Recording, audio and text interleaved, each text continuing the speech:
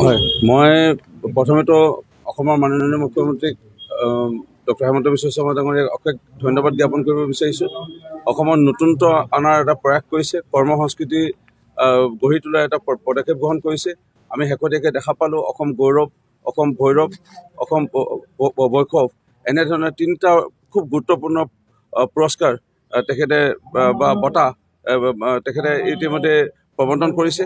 আৰু ইয়াক লৈ পেলাই গোটেই সমগ্ৰ অসমত বিভিন্ন স্তৰৰ লোকৰ মাজত উৎসাহ এটা জন্মোৱা পদক্ষেপ গ্ৰহণ কৰিলে।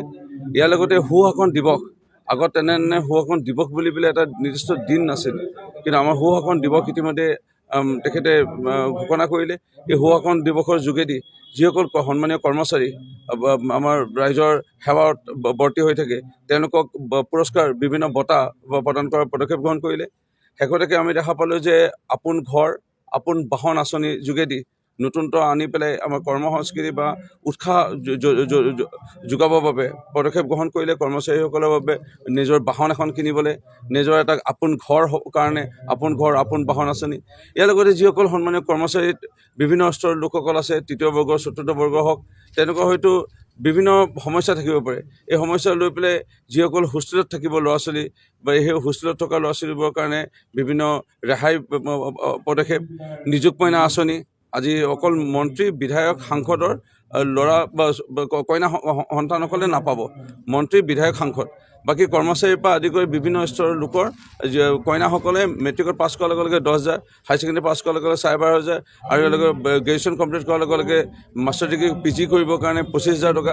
এনেধৰণে নতুন নতুন পদক্ষেপ গ্ৰহণ কৰিছে। হয়, সমস্যা আপুনি ঠিকেই কৈছে, আছে। মোৰ দৃঢ় বিশ্বাস আজি যেনে বিভিন্ন ধৰণৰ পাবলগীয়া টকা সেইখিনি মুকলি কৰি দিয়া ব্যৱস্থা গ্ৰহণ কৰিলে অসমৰ মাননীয় মুখ্যমন্ত্ৰী ডক্টৰ হিমন্ত বিশ্ব শৰ্মা ডাঙৰীয়াই। আৰু প্ৰত্যেক বাজেটতে তেখেতে এটা পদক্ষেপ থাকে যে কৰ্মচাৰীসকলক নতুনত্ব কিবা এটা সকাহ দিব পৰাকৈ পদক্ষেপ গ্ৰহণ কৰে।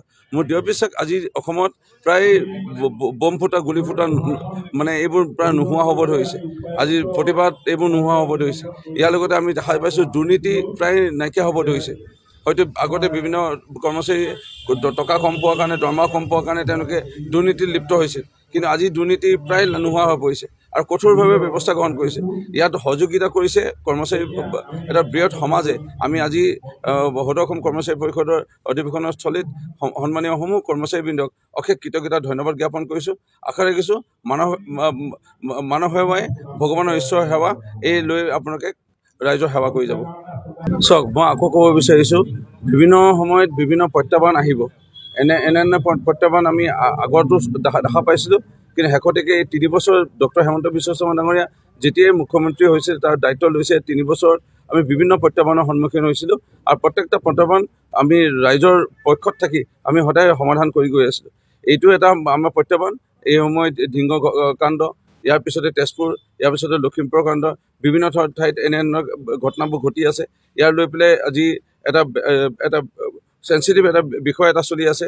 ইয়াৰ মাজত আমাৰ ৰাইজ খুবেই সহযোগিতা কৰি আছে আৰু আইন হাতত লোৱা নাই। মৰেল পুলিচিং আমি কোনো কৰিব নালাগে।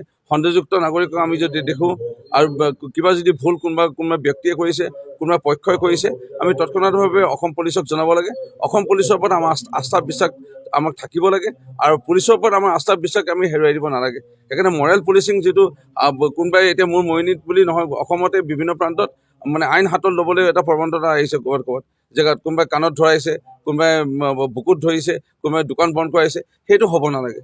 মই জনাত কিবা ভুল দেখিছে লগে লগে পুলিচক জনাব লাগে, আমাৰ চৰকাৰৰ প্ৰতিনিধিক জনাব লাগে, সংবাদ মাধ্যমক জনাব লাগে। আমি নিশ্চয় এইসমূহ চৰকাৰৰ দৃষ্টি আকৰ্ষণ কৰিম, ঊৰ্ধ্বতম কৰ্তৃপক্ষৰ দৃষ্টি আকৰ্ষণ কৰিম আৰু সমাধানৰ পদক্ষেপো আমি গ্ৰহণ কৰিম। চাওক, এই ঘটনাটো মই এতিয়াও ভালধৰণে আৰু বুজিবলৈ চেষ্টা কৰি আছোঁ, কাৰণ ঘটনাটো মই ভালধৰণে আৰু বিতংভাৱে নুবুজি এই সন্দৰ্ভত মই মত দিব বিচৰা নাই।